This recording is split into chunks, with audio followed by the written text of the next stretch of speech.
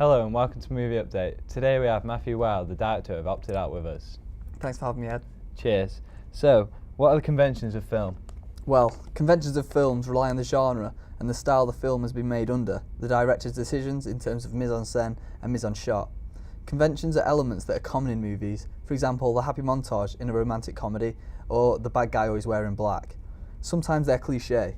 We never tend to notice the traditional codes and conventions until they're not there, until the rules of filmmaking are broken. Conventions, for example, are identifying characters in normality.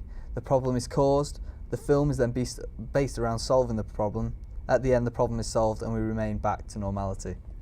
Alright, cheers. So what are the conventions of short film? Well, conventions of short films are similar to the conventions of normal feature-length films, except that there is a small time limit to do so. Often there are key parts that are removed. For example, identifying characters is not enough. The audience are distanced from the characters when this happens. Also, there could be fewer main characters. The short films do not have the time to create a backstory and history for the characters. Short films often include twists as well. This is to keep the audience in suspense and make the film more interesting, as they're very short. Without a twist, the story would be uninteresting. Short films also have low budgets. The locations are kept to very few places. As the budget is so low, the amount of main characters is also small. Obviously, the main conventions of a short film is that they are small. Short films rarely breach 10-minute mark. Films are longer wouldn't be classed as short, but feature length. Short films also normally take an everyday situation and tip it on its head. This means the audience can relate, but also are entertained at the same time. So, how did your film challenge these conventions? After research, before we made our film, we wanted to make our film fit the short film genre, so we made it our mission to make sure the typical conventions are met. For example, our film reaches just over 6 minutes, I think. There's only 2 characters. The storyline is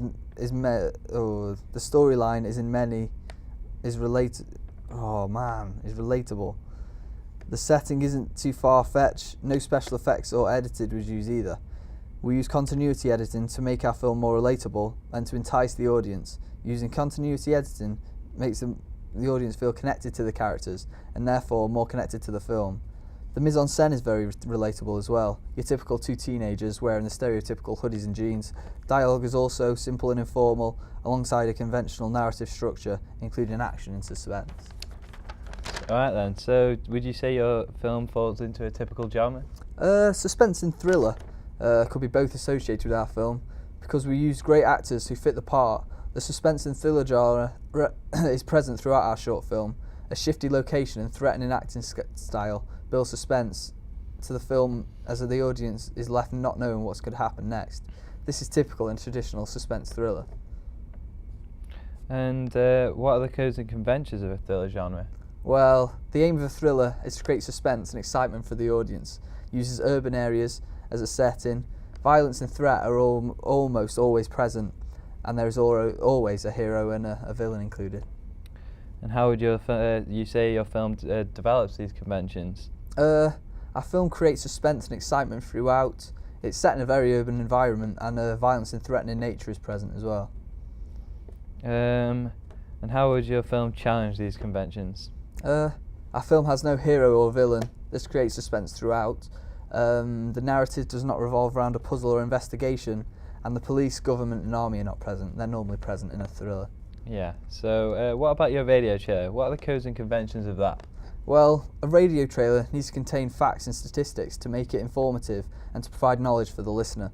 These facts should convince the listener to want to watch the documentary, as it should make it sound interesting. We made sure in our radio trailer that the most important information was used. A voiceover is also important and evident in most radio trailers.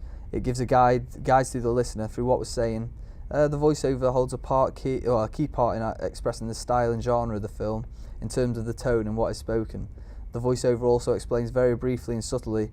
We used a dominant male voice to do this. Firstly, because our film includes 2 male characters, but also because we felt a deep male voice would be best in creating suspense. The music in our radio trailer is to set a steady pace and to set the atmosphere for the listener. We didn't want to dominate the radio trailer with music, so kept that quiet. To make sure the information is given to the audience clearly, It shouldn't be too long or feel rushed. It should intrigue the target audience. Some sound effects are used to keep the listener interested and create a certain effect and an atmosphere. We included short sound effects and clips from the film itself. The best way to intrigue the audience and to give them an insight into what the film is about, to give the listener a clip of the actual film.